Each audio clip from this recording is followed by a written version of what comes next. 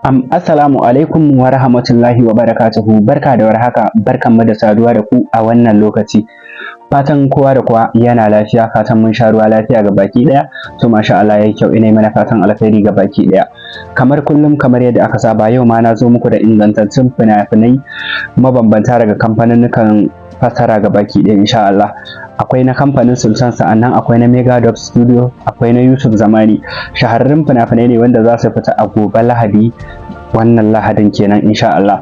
Ga masu buƙatar waɗannan fina-finai, to ku ɗauki wannan lambar namu a domin shiga group namu na VIP, ne muku bayani yadda za ku biya kuɗinku insha Allah a saka ku cikin group, wanda group ɗin shine muke ɗora dukkanin fina-finan da suka fita akan lokaci da zaran sun fito ba tare da ɓata lokaci ba. Muna ɗora ingantattun fassarori masu kiliya, sa'annan masu kyau, waɗanda da ka kalle su ba za ka taɓa yin nadamar kallon su ba, ko ka ce wannan fim ɗin bai yi ba, waje kaza bai yi ba, ba ma ƙwange ko algusa a cikin tsarinmu. Insha Allah idan kuka ɗauki lambar mu kuka yi mana magana, to insha Allah za mu yi ƙoƙari mu yi muku bayani yadda ya kamata dalla-dalla yadda za ku fahimce mu.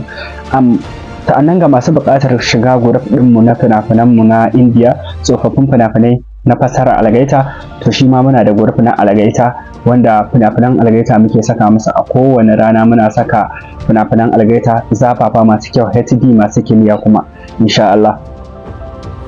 Sa'annan zan ajiye mana link ɗin group ɗinmu na WhatsApp da na Telegram a description ɗin bidiyon wannan, sa'annan zan ajiye shi a comment section na farko. Ga masu buƙata za ku iya ku yi join cikin group namu, wanda muke ɗora fastocin fina-finan da za mu saki kafin ranar da za a sake su insha Allah.